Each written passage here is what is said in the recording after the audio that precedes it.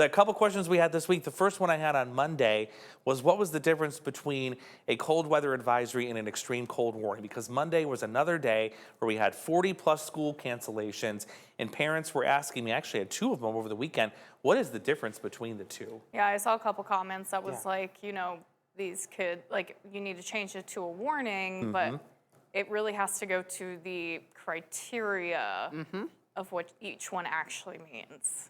Yeah. Yeah, and remember, we did a story on this when the verbiage changed. This was the fall of 24. The National Weather Service said we want to simplify this because cold is cold.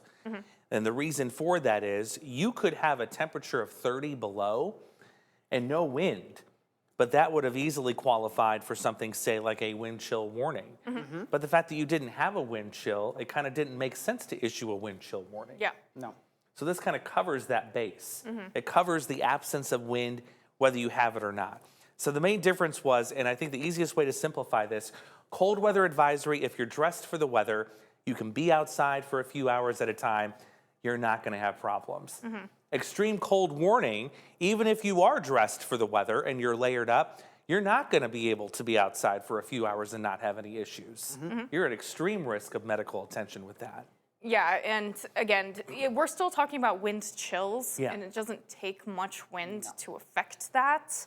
But yeah, what the National Weather Service wanted to do was to try to get that mind away from it being windy. Right. 'Cause when you hear wind chill, you're like, oh, it's going to be windy and cold. But, we can still get, like Andrew said, very cold temperatures without a lot of wind. Yes. And that's kind of where this covers the entire baseline. Cold is cold. Exactly, no doubt about it. It is cold and it can be dangerous.